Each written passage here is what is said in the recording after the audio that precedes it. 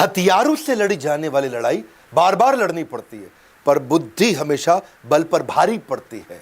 ऐसे बुद्धि के राजा 21वीं सदी के चाणक्य, हमारे देश के जेम्स बॉन्ड अब काल्पनिक चरित्र नहीं रह गया, असली के जेम्स बॉन्ड अजीत डोवाल प्रधानमंत्री के बाद कहा जाता है कि दूसरे सबसे शक्तिशाली व्यक्ति हैं। सीधा कैबिनेट मिनिस्टर का दर्जा, पर पीएमओ को सीधा रिपोर्टिंग, बीच में कोई नहीं। कीर्ति चक्र, प्रेसिडेंट पुलिस मेडल। अगर पाकिस्तान इनके नाम से डरता है, क्यों डरता है, क्यों घबराता है, क्यों पाकिस्तान के विदेश मंत्री, रक्षा मंत्री सब इसी की बात करते हैं। ये अजीत डोवाल की स्ट्रैटेजी, ये अजीत डोवाल नहीं होता तो क्या होता, अजीत डोवाल के कारण हो गया ये। डोवाल कौन है अजीत डोवाल? बात करूंगा। आजकल तो फॉर्म में चल रहा हूं, मजा आ रहा है। 2050 मैकडॉनल्ड, गांधी, बंगाल, बिलियनियर्स के ऊपर वीडियो बनाया, और जो पब्लिक स्पीकिंग के 2 वीडियोस बनाए वो नहीं देखे तो जरूर देख लीजिएगा। नमस्कार, मैं Vivek Bindra, founder and CEO बड़ाबिजनेस.com। नीचे एक तो अजीत डोवाल के बारे में आज बात करेंगे खूब कमेंट बॉक्स में, क्या कौन सी स्टोरी उनकी कहानी पसंद आई, कई कहानियां बताने वाला हूं। एक ऐसे जासूस, एक कठोर जिंदगी जीने वाले वो जासूस जिन्होंने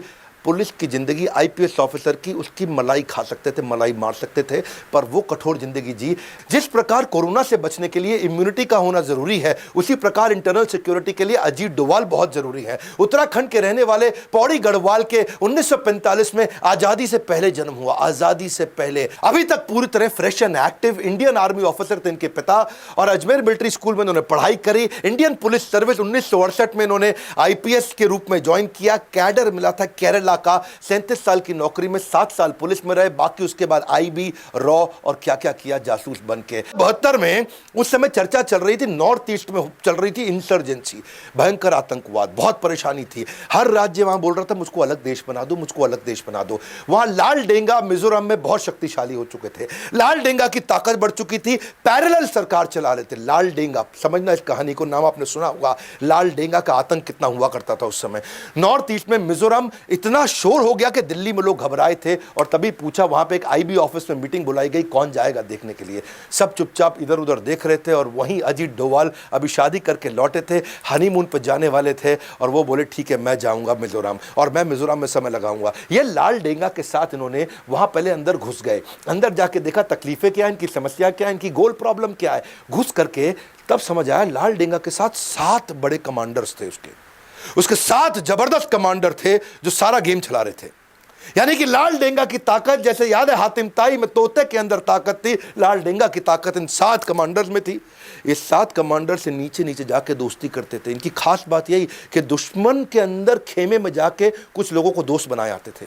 अच्छा, दोस्ती इतनी कर ली कि रोज शाम को उनके एक कमांडर को घर बुलाते और बढ़िया साथ में बैठ के दारू भी पीते, खूब ड्रिंक करते, उनके साथ बढ़िया नॉनवेज उनकी वाइफ खुद बना के खिलाती, और इतनी दोस्ती कर ली और उनको समझाना शुरू कर दिया। सारी इंफॉर्मेशन ले ली कि क्या है ये माल्फ, मिजोरम आर्मी लेफ्ट फ्रंट। पर कौन है अजीत डोवाल, जो हर बाल की निकाल दे खाल, वो है अजीत डोवाल। इतना अंदर चले गए कि जा करके उनसे समझाना शुरू किया, एक एक करके दोस्ती करी।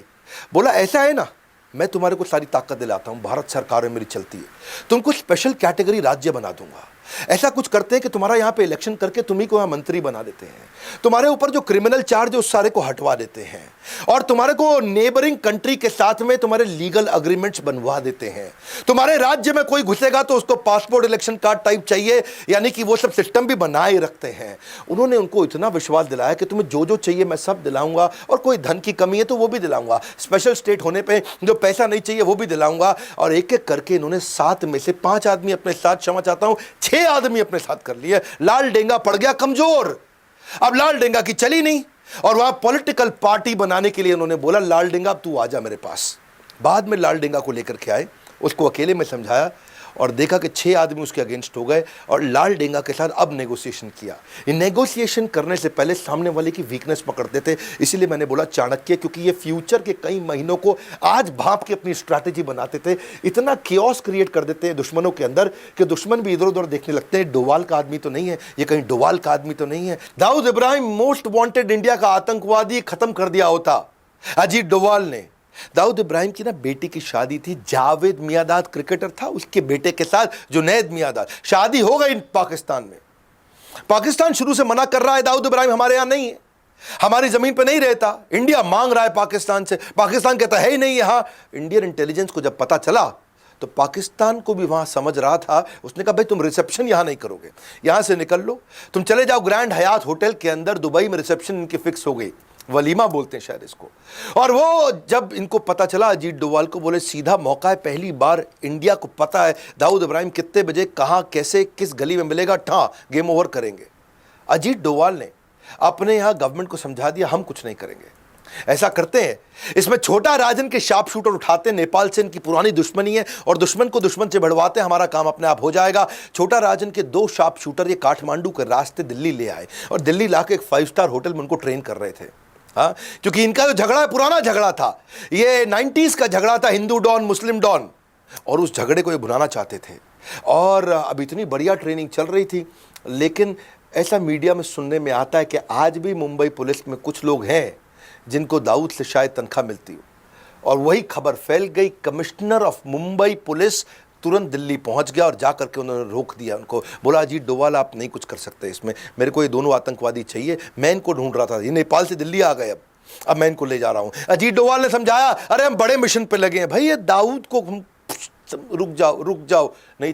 अजीत डोवाल उस समय रिटायर हो चुके थे और कमिश्नर उस समय स्टैंडिंग कमिश्नर थे, और वो दोनों को लेकर के वो नेपाली आतंकवादियों को, या समझो छोटा राजन के दोनों शार्प शूटर्स को लेके, अगर वो मुंबई पुलिस इस समय हस्तक्षेप नहीं करती तो दाऊद आज इस दुनिया में नहीं होता। अजीत डोवाल इंटेलिजेंट ऐसे हैं, साहस ऐसा है कि बड़ों को चकनाचूर कर दे। ISIS ने इराक को ऑक्यूपाई किया था, अगली कहानी सुनो।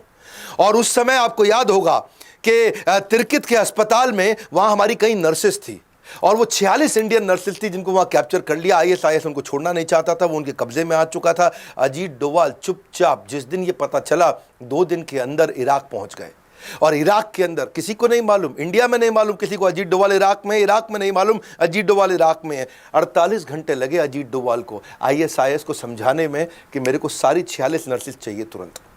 48 घंटे के अंदर, दुनिया में आज तक किसी को नहीं मालूम अजीत डोवाल उनसे क्या बोल के आए। ISIS जो अमेरिका की नहीं सुनता, रशिया की नहीं सुनता, किसी की नहीं सुनता, वो अजीत डोवाल की सुन लिया। 48 घंटे के अंदर सारी 46 नर्सेस को एकदम सुरक्षित वापस इंडिया में ले आए। ऐसे आदमी, पुलवामा में अटैक हुआ, उससे पहले अटैक हुआ, यही तो मास्टरमाइंड है हमारे सर्जिकल स्ट्राइक के। इंडिया, ये तो आपको पता ना, चीप तरीके से पाकिस्तान अटैक करता, वॉर तो करता नहीं सामने आकर के, आतंकवाद करता, आतंकवाद सस्ता पड़ता है उनको। 18 सोल्जर हमारे शहीद हुए थे, कहाँ पे, ये उरी में। और उरी में जब ऐसा हुआ पूरे देश को गुस्सा था, इन्होंने तुरंत NSA की टीम बुला करके और मिलिट्री की हाई लेवल मीटिंग बुला करके, फना होने की इजाज़त ली नहीं जाती है, वतन से मोहब्बत पूछ के की नहीं जाती है।